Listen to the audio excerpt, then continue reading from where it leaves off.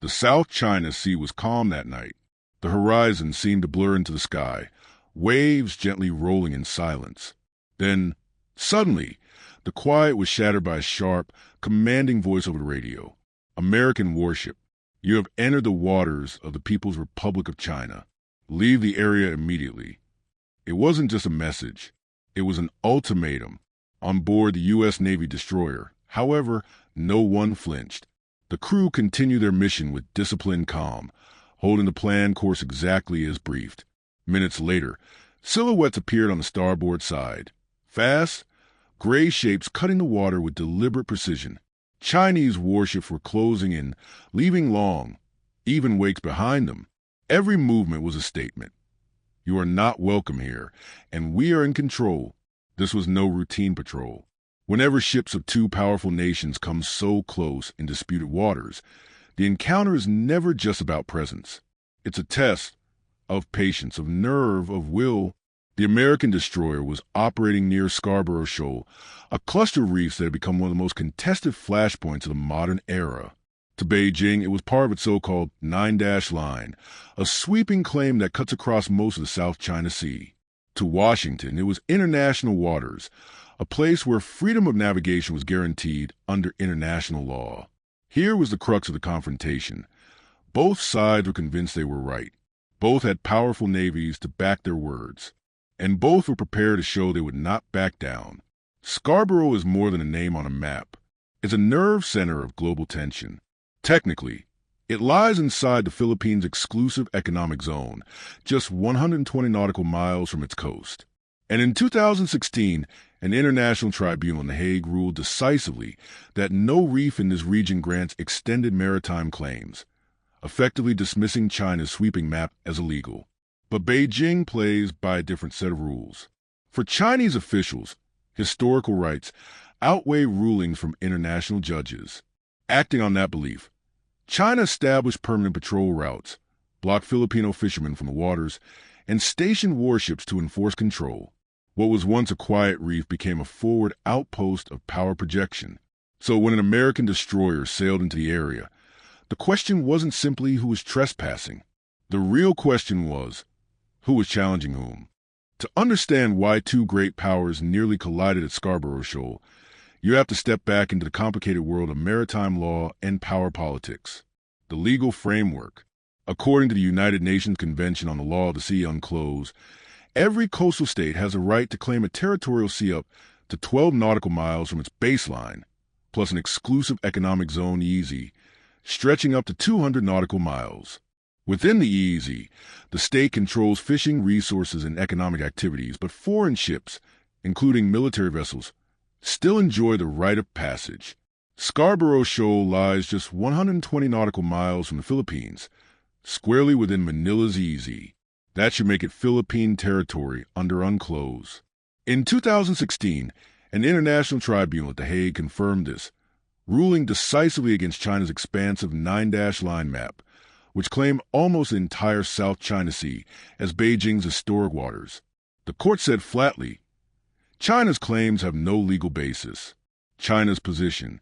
But Beijing dismissed the ruling outright. For Chinese officials, history trumps law.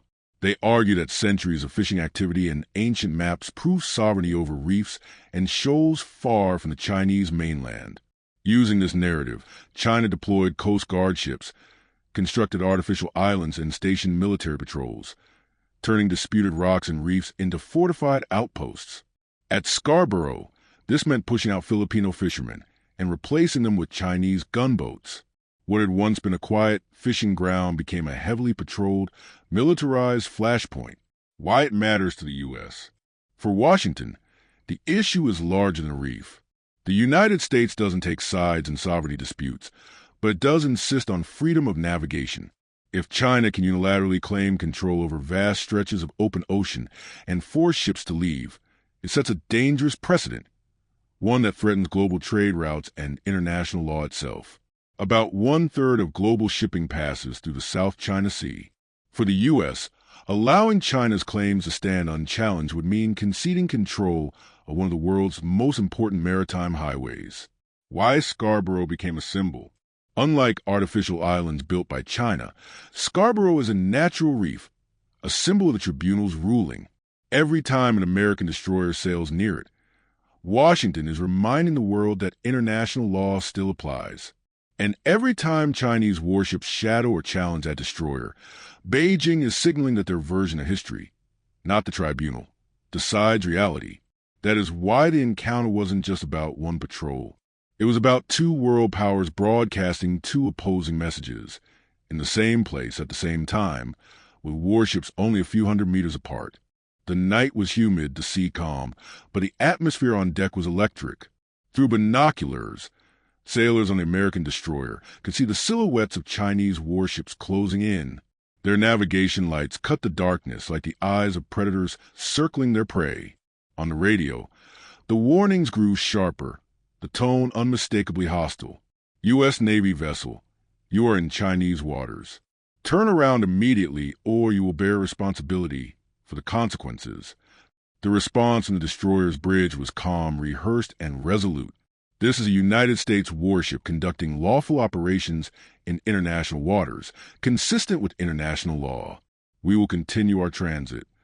It was not just an exchange of words. Every syllable carried the weight of two superpowers. Dangerous maneuvers. Moments later, one of the Chinese frigates altered its course, steering directly across the bow of the American ship at dangerously close range. The intention was clear: to intimidate, to force the U.S. vessel to change course first. On the American bridge, officers calculated speed and distance down to the second. Any misjudgment could mean a collision at sea, an incident that could spiral into a global crisis. The destroyer held its line. Engines roared as the massive U.S. vessel cut through the waves, steady and unshaken. At the last possible moment, the Chinese frigate veered away, passing just a few hundred meters ahead. The sea boiled with white water in its wake. Onlookers could see sailors standing on its deck, watching, gesturing, perhaps shouting. Another Chinese vessel trailed the U.S. destroyer's port side, keeping pace, broadcasting constant radio chatter. Overhead, reconnaissance drones and maritime patrol aircraft circled, their lights blinking against the dark sky. It was as if the destroyer had entered a theater where every move was being recorded, analyzed, and broadcast back to Beijing. On the edge, for the crew of the destroyer, discipline was everything. Fingers rested near weapon controls. Radar operators tracked every blip on their screens, and lookout teams kept their eyes fixed on the shadowy forms around them. The order was clear: do not escalate, but do not yield. This was a duel of nerves. The Chinese commanders hoped intimidation would force the Americans to back down. The Americans knew that even a single degree of retreat would be read worldwide as concession. Every wave against the hull, every engine vibration, felt like part of a chess game where the next move could decide not just a patrol, but the future freedom of navigation in the South China Sea. The world would never see the sweat on sailors' brows or the tension in their shoulders. But in that hour, the ocean itself felt like it was holding its breath.